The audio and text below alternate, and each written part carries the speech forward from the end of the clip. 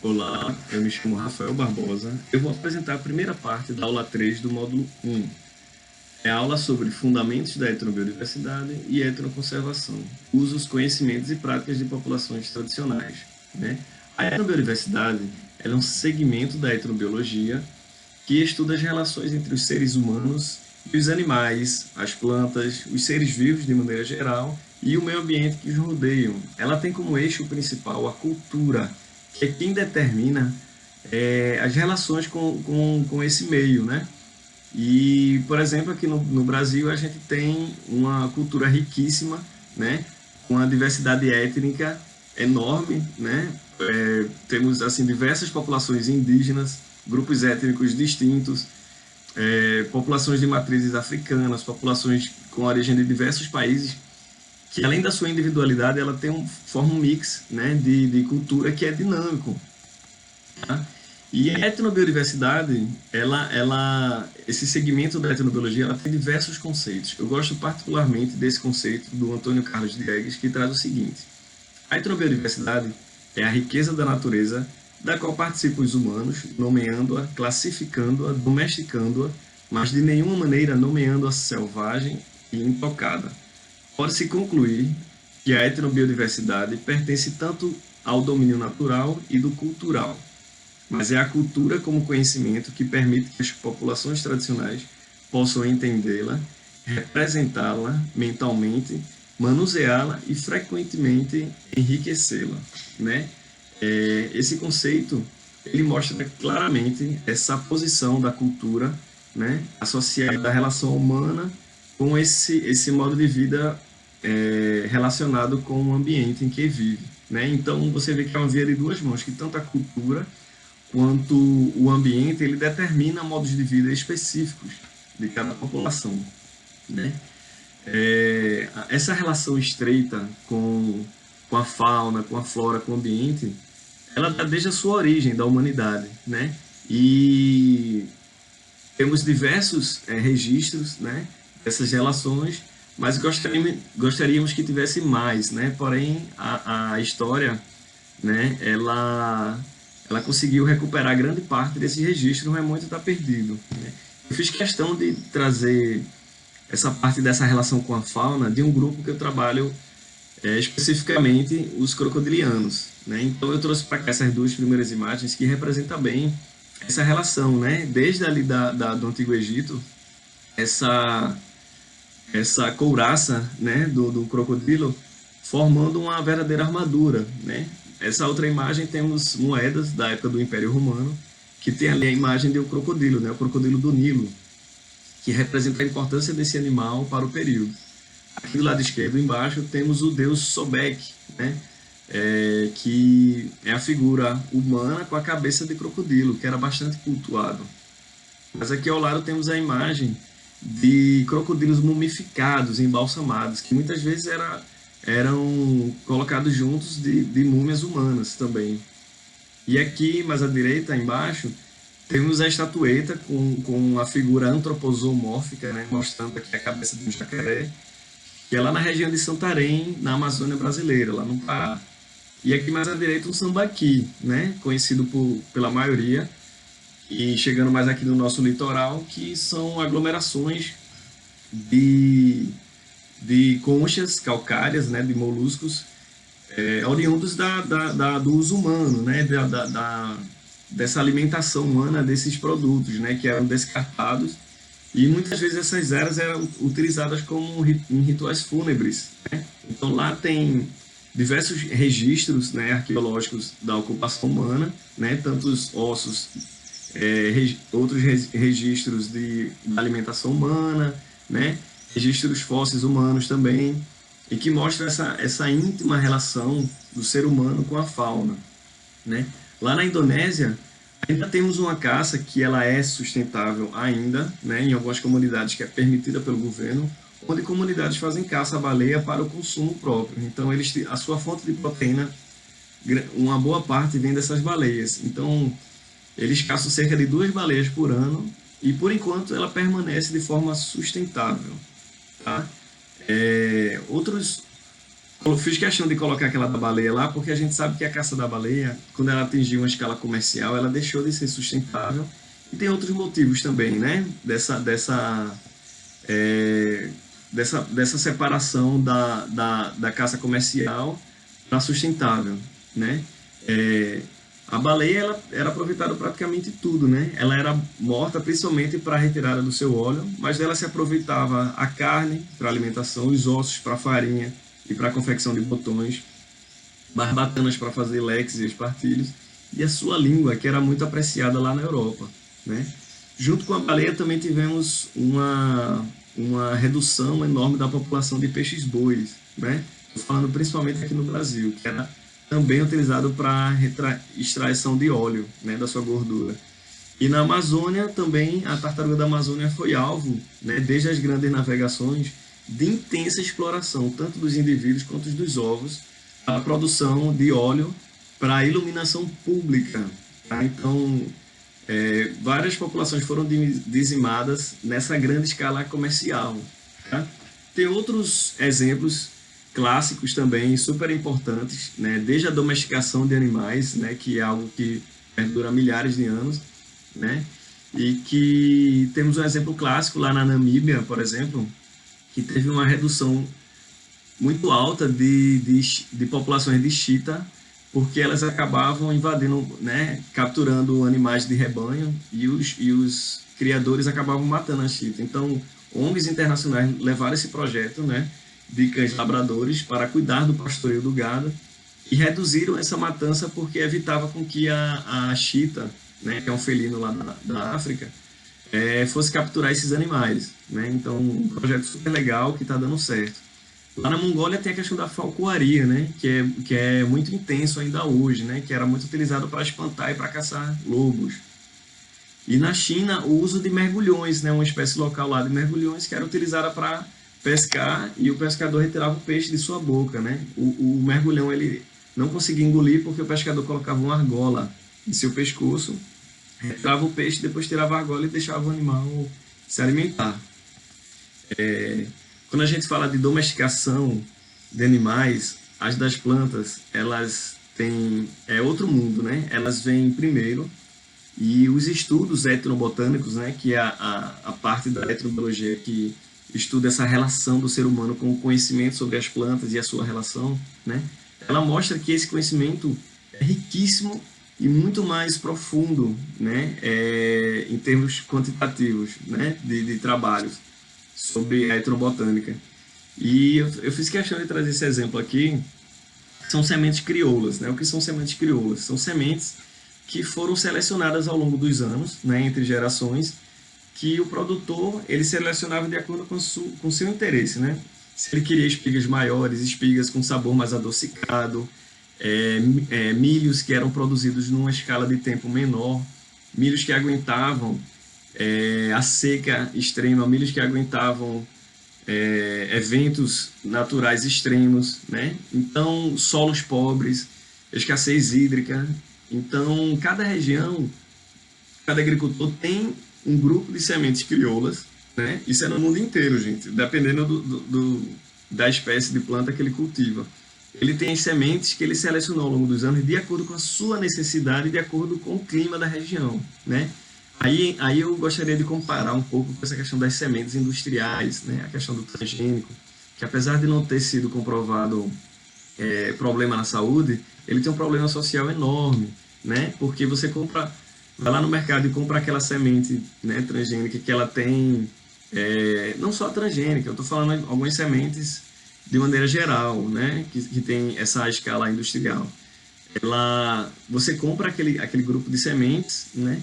A partir do momento que você compra para fazer uso daquela semente para o plantio, você não guardou nesse ano as suas sementes crioulas que você guardava, né, anteriormente. Então você perdeu uma safra. Aí você plantou essa que você comprou e o milho ele não se adaptou ao solo, o solo que você tem é pobre, o clima da região não permite com que ele cresça, né? E enfim, você tem características específicas daquela região que prejudicam ou não favorecem o crescimento daquelas espécies que não são adaptadas àquela região, né? Enquanto as que você tinha adaptado, você perdeu em um ano, né? Porque você não guardou a safra né, para você produzir, você optou por comprar aquelas sementes e você perdeu toda a sua produção, além de perder aquelas sementes melhoradas geneticamente ao longo de anos, né? Então isso um impacto muito grande, né, que a industrialização dessas sementes causam no mundo inteiro, né? É a perda dessas variedades, né, que são tão adaptadas, ricas, diversas, né, em várias regiões do país, do planeta, né? E a gente falou um pouquinho de alimentação, né? Mas quando a gente entra em medicina tradicional, é outro mundo à parte, né? As plantas e os animais que servem como para tratamento ou para prevenção de doenças, né? Estima-se que 80% da população do mundo depende de medicamentos que são à base de plantas ou de animais. E dos medicamentos produzidos no mundo inteiro, 40% tem origem animal, vegetal ou de micro-organismos, né? Tem estudos recentes aqui no Brasil que falam que quase 300 espécies de animais são utilizadas em medicamentos e cerca de 30% delas são ameaçadas. Aí é que entra a questão da escala comercial, né? Será que esse uso tradicional ele está sendo sustentável? Será que ele não está sendo? Qual é o peso, qual é a medida disso, né? Isso que é importante a gente levar em consideração. Fiz questão de colocar esse textinho aqui embaixo, que é a informação, né, de uma pessoa que foi entrevistada no trabalho lá no Piauí. Então é legal a gente trazer essas frases assim que na íntegra, né, porque não muda a interpretação dela. Então deixa eu ler aqui. O jacaré é um alimento e uma medicina. Para quem não conhece, não sei nem como comparar com o quê. Quem não entende não sabe o que o jacaré é. Viu como o jacaré é medicinal? Milhares e milhares desse pessoal que trabalha com pesquisa não sabe disso, né? Interessante. Outro uso também bastante difundido no mundo inteiro são as práticas místico-religiosas, os rituais e as festividades, né? Por exemplo, aqui embaixo temos o guiso do cascavel, né, que é utilizado como um colar. Tem alguns que fazem chá, outros mantêm em casa, que dizem que quem tem esse produto em casa, ele vai ficar protegido, né, contra mal olhado, vai ficar protegido contra a própria picada de cobras, né? E aqui em cima temos essa figura do sapinho, é um muiraquitã, ele é muito comum na Amazônia. Tem várias histórias, né? Uma delas diz que é o seguinte, a origem dele, que indígenas, né, sob a luz do luar, elas iam lá tirar o sedimento do fundo do rio, né, alguma argila, e moldavam esse sapinho e faziam colar e entregavam para o seu companheiro, né, como um símbolo de fertilidade e fidelidade, né? Então são inúmeros práticas como essas que acontecem no mundo inteiro. Tá? Gente, fiz questão de colocar essas imagens aqui porque são representações clássicas comuns em vários locais, né? Que são os quintais, né? Nossos quintais, a gente conhece cada centímetro dele, não é verdade? A gente sabe cada planta que tem lá, as plantas que são tolerantes a mais água, menos água, as plantas que aguentam mais sol, que gostam de menos luz, né? A gente sabe os vasos que elas estão, se ela precisa de mais um enriquecimento na terra, né? A gente sabe cada centímetro. As populações que moram ali na floresta, que moram na margem dos rios, né? Que moram na beira-mar, que dependem do mar para o seu modo de vida, eles também conhecem cada centímetro desse quintal deles. A diferença é só a escala, né? O quintal deles é muito maior. Mas eles conhecem tão bem os quintais deles quanto a gente conhece os nossos, tá? Então fiz questão de colocar isso para mostrar que essas populações têm o conhecimento, né, específico sobre o local que eles habitam, sobre as áreas que eles trabalham, sobre as áreas que eles retiram os alimentos deles, porque eles estão no dia a dia ali, né? Então eles sabem exatamente o que está acontecendo, o que é que está mudando em cada ambiente. E tem pesquisas que compararam, né, esse conhecimento tradicional e local com o conhecimento científico, né, em diversas situações. E viram que muitas vezes esse conhecimento empírico, né, ele preenche lacunas da ciência que nunca foram respondidas, né, e validam vários do conhecimento científico, né, pelos métodos científicos, e veem que esse conhecimento tradicional tem uma grande importância. Então, a partir desse momento, né, que essas pesquisas foram surgindo, foi valorizando cada vez mais esse olhar sobre essas populações, né? Então eu trago um exemplo aqui, né, dos pescadores. Por exemplo, a pesca, né? Se o pescador vai lá para fora, lá no mar, a pesca começa na terra, né? A pesca começa na embarcação. Quem é que faz as embarcações para ele lá para dentro? Gente, esse é um ofício da carpintaria naval altamente específico, né? Não existe curso, né, que o pescador foi lá fazer, o carpinteiro, para aprender a fazer o barco. Existem vários cursos, mas é completamente diferente do que acontece nessas comunidades pesqueiras, né? É um aprendizado que é passado de gerações em gerações, né? Então, o carpinteiro naval, ele entende do clima, né? Ele entende de correntes oceânicas, ele sabe como o barco tem que ser para aguentar aquele componente da água, né? Aquela correnteza, aquela maré, aquelas ondas, ele sabe disso. Então, ele conhece da madeira, ele conhece das ferramentas que ele utiliza, ele conhece como moldar a madeira para aquela situação específica, o tipo de pescaria, né, que o pescador vai exercer. Então é um conhecimento altamente específico, gente. Quando sai, a gente tira o barco da terra, leva para o mar. O pescador, ele também tem que entender de climatologia, né? Tem que entender de meteorologia. Ele sabe prever o tempo, né? Se vai chover, se não vai chover, se vai ter temporal. Ele conhece a navegação pelas estrelas. Ele conhece as correntezas. Ele conhece a maré. Ele conhece o tempo. Entendeu? Então a pesca, ele não é só você ir lá e puxar o peixe, né? Tem todo o conhecimento por trás que é preciso para ele realizar aquela atividade. Tem um local que o pescador vai que ele não enxerga o continente, né? Então ele sabe exatamente onde é o ponto de pesca dele, onde ficou a armadilha para ele capturar a lagosta, né? A boia muitas vezes fica submersa e ele sabe exatamente onde encontrar, né? Além disso tudo, ele conhece a biologia do peixe, a ecologia do peixe. Ele sabe o que é que o peixe come, ele sabe quando o peixe come aquele alimento, como ele come, ele sabe onde é que ele come, ele sabe a época que o peixe está ali, né? Ele sabe a época de reprodução do peixe, né? Então, são muitos detalhes que esse dia a dia ensina para o pescador, né?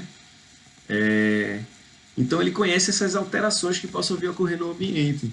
E as alterações provocadas pelo homem não necessariamente são negativas. Muitas alterações antrópicas no ambiente, elas podem ser positivas. Vou dar 2 exemplos clássicos aqui, né? Tem pesquisadores que citam que quase 80% dos biomas terrestres possuem características da influência da ocupação humana. Exatamente isso que eu falei, né? Por exemplo, terra preta de índio. Antigamente, né, a terra preta de índio era considerada um solo, né, lá da Amazônia, natural, né, que era de origem semelhante aos outros, como os outros solos foram formados. Mas recentemente viu-se, constatou-se já é fato que a terra preta de Índia é um solo de origem antrópica, foi pelo manejo humano, né? Tanto é que ele é riquíssimo. Onde tem terra preta de índio tem cerâmicas, né? Tem fragmentos de recursos, do registro da ocupação humana, né? Então, nesses sítios arqueológicos, né, em alguns locais que tem terra preta, você encontra fragmentos de ossadas de animais, né, de plantas, e que representam a ocupação humana, né?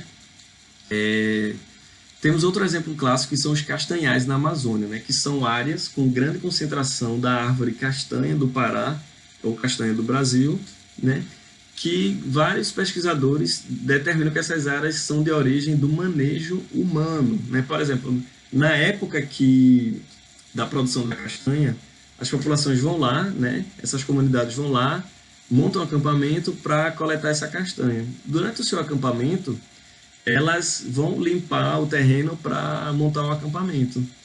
Lembra que eu falei lá no quintal lá atrás do nosso quintal, né, que cada plantinha que cresce lá no vaso a gente conhece, né? Então, cada erva daninha que cresce ou uma planta que a gente desconhece ou não é de interesse, a gente vai lá e arranca, não é isso? A mesma coisa acontece nessas áreas, né? Quando eles montam o acampamento, que eles vão limpar a área, eles não vão tirar todas as plantas, né? Tem plantas que eles vão deixar lá porque é de interesse deles, né? Então, além dessa limpeza, né, no terreno, tem a questão da dispersão das sementes, né, das plantas que eles levam para se alimentar. Eles levam bastante alimento e muitas vezes é deixado por lá esse alimento de forma involuntária, né? Gente, eu estou resumindo isso, né? Isso é um trabalho muito mais complexo, mas eu estou resumindo para ficar fácil para a gente entender. Então, é, o manejo dessas áreas, tanto de forma voluntária como involuntária, elas contribuem para a alteração desse ambiente, certo? Agora vem cá, como é que esse conhecimento todo ele é transmitido? Oralidade, né? É pela comunicação, pela linguagem, gente. Desde os diálogos, né, na família, com os pais, com os avós, com os filhos, a troca de experiências, né, aquela vivência. Então, esse é o principal motivo, né, que transmite essas informações entre gerações, tá? E quem se identifica com algum desses conhecimentos? Eu vou ler aqui. Aroeira ou elixir sanativo para cicatrizar feridas. Chá de capim santo ou boldo para dor de barriga. Não tomar banho após comer algo muito quente ou pesado. Comer semente de mamão para combater verme. Tenho certeza que alguns dessas receitas vocês conhecem, né? E como é que a gente sabe disso? Com certeza alguém da nossa família fazia isso, né? Ou nos explicou, mas eu sei que está guardado aqui, né? A gente sabe disso, né? Então essa transmissão oral desse conhecimento e a gente sabe que funciona, né? Isso que é mais incrível, né? Então, para a gente conseguir reunir esse conhecimento etnobiológico, a gente precisa fazer essa coleta dessa informação, né? Então, o pesquisador, o etnocientista que vai fazer essa coleta dessa informação, ele tem um olhar específico, né? Cada pesquisador tem uma formação diferente, profissional, e uma formação de vida também única. Então, essa formação de vida aliada à profissional, ele lhe dá um olhar específico para aquele ambiente, para aquela população, né? Para aquela informação que ele quer obter. Então, a gente chama de enfoques eticistas e emicistas, essa diferente abordagem que tem no pesquisador, né, na forma que ele conduz a coleta da sua informação, né, pela sua experiência de vida, não só profissional, e pela forma que a gente enxerga o outro, né, como a gente enxerga o informante, né, a pessoa que está fornecendo aquela informação. Tá? Então há uma sensibilidade, uma nuance muito significativa, né, na coleta dessas informações, né? O pesquisador Daryl Posey, né, que foi um dos percussores da etnobiologia aqui no Brasil, né, que enriqueceu muito o nosso conhecimento, ele fala o seguinte, que devemos ir sem mochilas, né, para a comunidade, com a mente aberta e desobstruir os canais de investigação empírica, que é o seguinte, a nossa cultura já influencia a nossa coleta de informações, porque a gente vai ter um olhar para aquela população baseado no que a gente tem de referência, né? Então a gente tem que deixar o informante ele nos conduzir, né? Para que a gente consiga obter informações aquém do que a gente está acostumado, certo? Quebrar essas hipóteses que a gente já traz formuladas, né? E para formar esse conhecimento etnobiológico, ele acontece principalmente por meio de entrevistas, né? É a linguagem que favorece essa obtenção dessa informação, né? Então, a gente sabe que variações regionais às vezes nos pregam peças, né? Nos dá uma rasteira. Quem já fez pesquisa com entrevista sabe que é importante você conhecer esse vocabulário local, né? Então, você gastar seu tempo ali naquela região para aprender mais, né? De forma informal, as nuances tanto do vocabulário quanto do cotidiano, favorece, né? Enriquece o pesquisador e a sua pesquisa, né? E a confiança também ela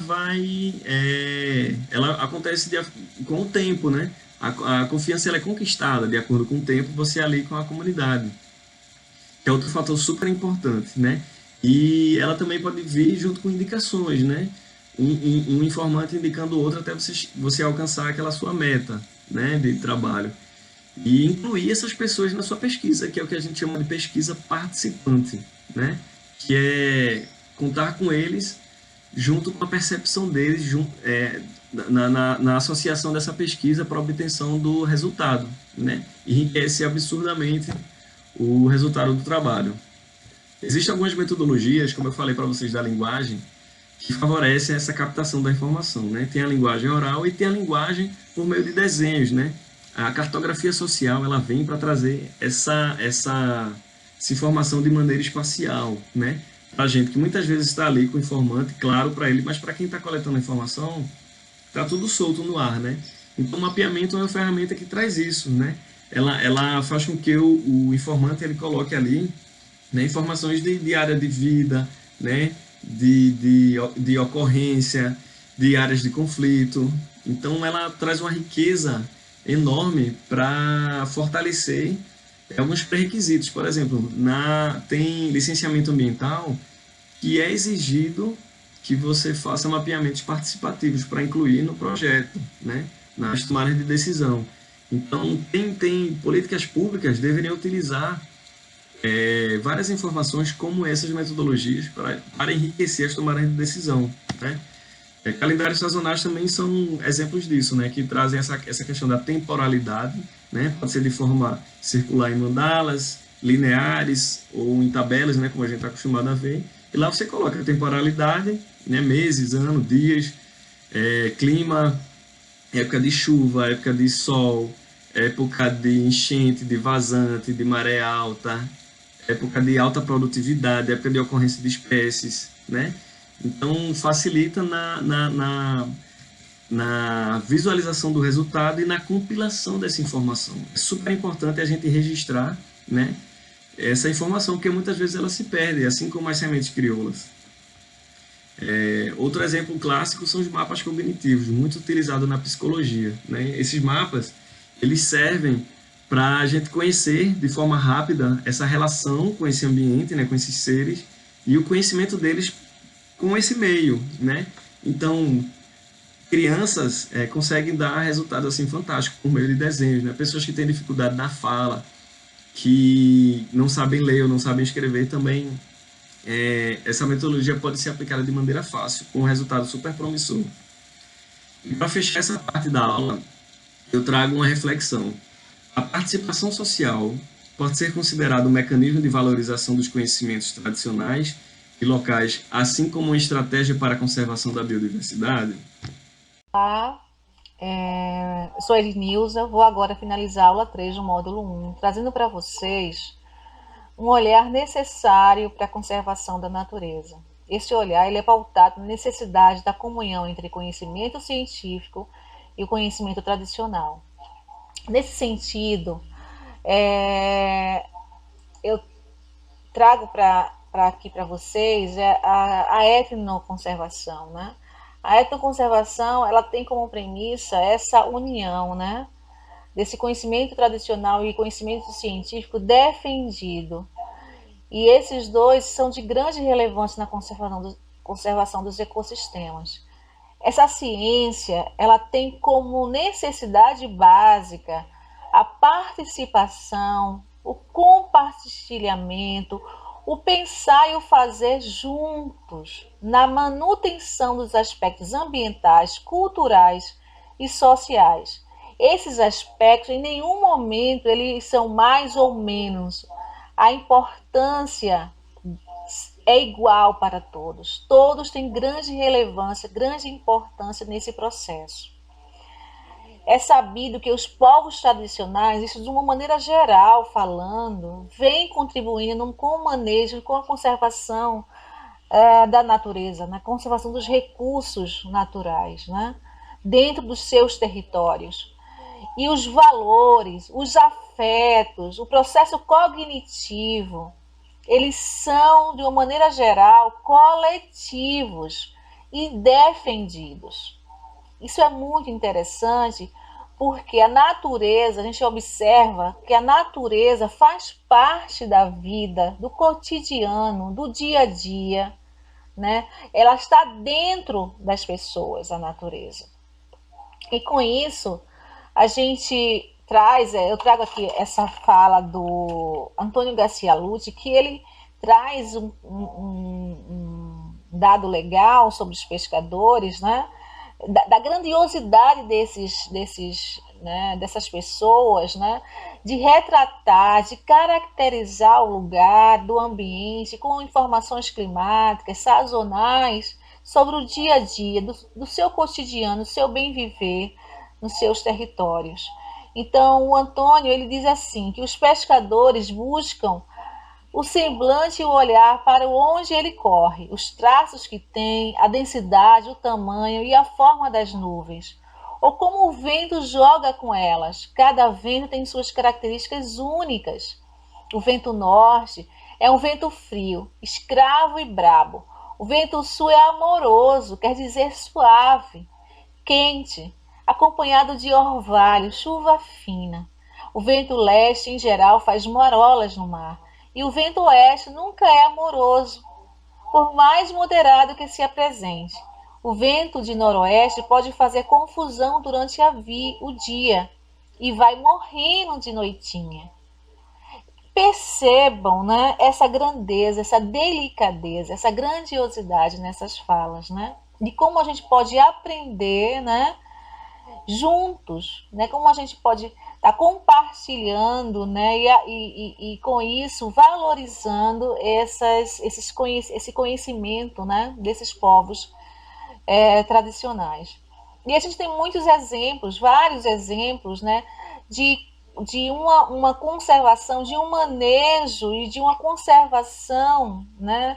Da natureza a partir das práticas, dos saberes desses povos, né? Como, por exemplo, a utilização do buriti, né? A palha da palmeira, o fruto, como a colheita do umbu, né? O processo da utilização dos croatais, né? Para os diferentes artesanatos, o uso das plantas medicinais, né? E aí a gente tem um clássico, né? Um evento muito importante que vem sendo realizado em Exu a cada ano, que reúne benzedeiros, curandeiros, né? Detentores de informações, todo mundo junto com os cientistas, né? Falando sobre, discutindo assuntos, né? E conversando, tendo as plantas, né, como principal instrumento de troca de saberes, né, de comunhão. É importante destacar que mais de 72 espécies de plantas no semiárido são alternativas concretas de manutenção da vida humana e da manutenção dos recursos naturais. E muitas dessas espécies elas são endêmicas do lugar. Olha que coisa interessante, né? Mais de 500 empreendimentos de economia solidárias, eles estão sendo, né, estimulados, né, e principalmente para manter essas populações nos seus territórios, né? E isso é uma luta constante. Monteles, ele traz uma fala na sua pesquisa muito interessante em relação ao buriti. Ele diz assim: o comportamento de deixar o buriti descansar é a principal forma de manejo examinada. Aponta no sentido da conservação dos estoques de palmeiras disponíveis para a tirada do olho e fabricação do artesanato, configurando, portanto, uma forma eficaz de etnoconservação do recurso. Então, o respeito, né, em deixar o buriti descansar, né, se faz de uma necessidade para a manutenção da vida humana e, consequentemente, a manutenção do recurso, né? Consequentemente, a manutenção da floresta. E existe outros exemplos de experiências exitosas. Uma delas é o que acontece com o coco do babaçu, né? Através das quebradeiras de coco, né? E eu destaco aqui, né, a mulher, né, fazendo parte desse contexto, né, a mulher presente nessa luta, e muitas das lutas as mulheres estão de frente, né, nas lutas ambientais, as mulheres estão ali presentes, fazendo parte, fazendo acontecer. Só que elas precisam, né, essas comunidades tradicionais, elas precisam de apoio da academia, de apoio das organizações e principalmente de apoio da gestão pública através das políticas públicas. Um outro exemplo importante é o que acontece, né, o que aconteceu e o que vem acontecendo, né, com o manejo do pirarucu, um dos peixes, o maior peixe de água doce, né, que a gente tem, né, aqui no em nosso país, né? E na década de 70 esse peixe foi quase extinto. E foi a partir, né, dessa união do conhecimento científico com o conhecimento tradicional, né, que se pensou em técnicas e métodos para que esse peixe pudesse, né, sair desse estado, né, em que ele se encontrava, né, ameaçado de extinção. Então foi essas técnicas criadas e aperfeiçoadas por pescadores e pesquisadores que fizeram a coisa acontecer, né? E que é um exemplo clássico do manejo para a conservação da natureza, e isso especialmente na Amazônia. Então, todo esse conhecimento, ele é amparado, né? Ele tem existe proteção dos conhecimentos tradicionais, direito fundamental das comunidades. E 2 pontos são relevantes: o consentimento prévio informado, direito de negar o acesso ao conhecimento por ele detido, né? Por eles detidos, repartição de benefícios, direito de usufruir dos benefícios derivados do uso desses conhecimentos, inovações e práticas. 2 exemplos eu trago aqui, né, de comunidades urbanas, né, que tiveram, né, que lutaram pela conservação, que buscaram essa conservação dos recursos, né, da floresta e da manutenção da floresta. Um exemplo emblemático é o que ocorreu com a criação da Estação Ecológica de Caetés, né? Moradores, né, comunidades do entorno se reuniram, né, para criar essa unidade, porque se tinha era para ser um transbordo de lixo nesse local. Então, comunidades, junto com as parcerias através das ONGs, né, e outros parceiros, se uniram, né, lutaram e criaram, né, juntos essa estação ecológica, hoje, né, um fragmento de floresta atlântica de grande relevância no nosso estado. Um outro exemplo muito interessante de participação das comunidades dentro de vários conselhos, justamente o conselho gestor da unidade, é o que ocorre na reserva extrativista Caú-Goiânia, né? Onde pescadores, marisqueiras, a mulher é bem representativa nesse conselho, juntamente com os técnicos do ICMBio e academia, discute possibilidades de manejo, de manutenção, de fiscalização, né, para que o recurso pesqueiro possa ser garantido para gerações futuras. Um outro exemplo que é muito interessante, a gente não pode deixar de citar, né, e de lembrar essa personalidade importante que é o Chico Mendes, né? O que ele representa para a gente em termos de conservação da natureza, garantindo os direitos das comunidades tradicionais, né?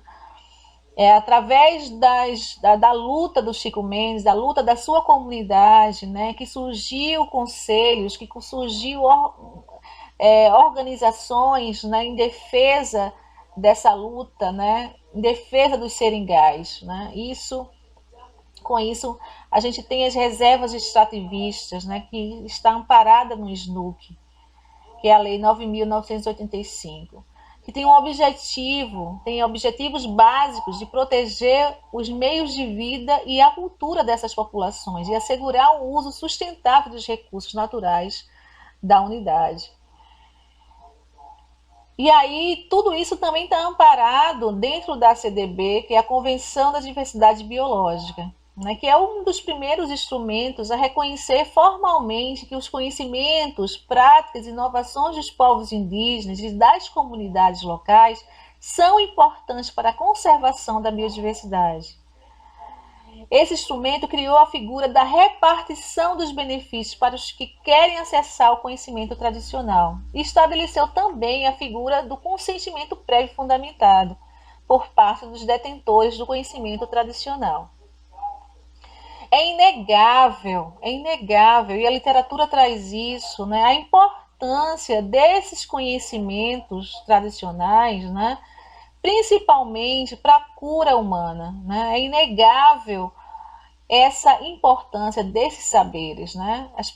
Os povos tradicionais vêm utilizando bioativos de plantas e de animais há séculos, e esses bioativos, né, ainda são pouco, né, ainda não tem um estudo como se deveria, né, não se conhece todos, né, são poucos ainda que a ciência vem investigando, mas se tem muito mais, né, e precisa ser acessado, mas acessado com base, né, em princípios éticos, né, em princípios que possa valorizar esses saberes e defender esses saberes, né, evitando muitas vezes interesses comerciais, né, e problemas relacionados à biopirataria.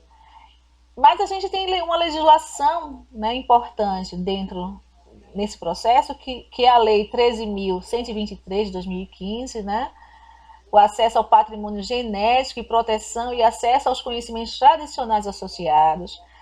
Nós, ao ter esse consentimento para acessar esses saberes, nós temos que traçar, né, um passo a passo, né, dentro da legislação que se faz a partir da autorização do CISBio, dos órgãos estaduais, do Conselho de Ética, o CIGEM, o SEGEM, o IFAM, o Conselho Gestor da Reserva Extrativista, principalmente, né, das Unidades de Conservação de Uso Sustentável, para poder acessar esse conhecimento, né, e trabalhar nessa partilha de troca de informações para uma sociedade mais justa, mais igualitária, né, e que a gente possa trazer essas informações para o mundo científico, para a sociedade. E com isso eu finalizo a minha fala dizendo, lendo esse poema do Renato Teixeira, e para a gente poder refletir um pouco sobre tudo isso que foi falado para vocês, né? Então diz assim: somos todos irmãos da lua, moramos na mesma rua, bebemos no mesmo copo, a mesma bebida crua, o caminho já é novo, por ele é que passa o povo. Farinha do mesmo saco, galinha do mesmo ovo, mas nada é melhor que a água. A terra é a mãe de todos, o ar é o que toca o homem maneja o fogo. O homem possui a fala, e a fala edifica o canto. No canto repousa a alma, da alma depende a calma, e a calma é irmã do simples. E o simples resolve tudo, mas tudo na vida, às vezes, consiste em não se ter nada. Então, por que será que a gente finalizou essa aula 3 com esse poema? Destaco para todos a importância da valorização dos aspectos aqui elencados, né, nos aspectos ambientais, sociais e culturais. É importante que o pesquisador e o gestor de unidade de conservação possa partilhar, comungar, né, discutir junto com a sua comunidade do entorno, com as pessoas que vivem da floresta, que vivem do recurso, em áreas naturais, em áreas protegidas, essa troca de saberes e essa perspectiva de um mundo melhor para todos, né? Do uso do recurso de forma sustentável, que garanta a permanência dessas comunidades e da vida dessas comunidades dentro do seu território.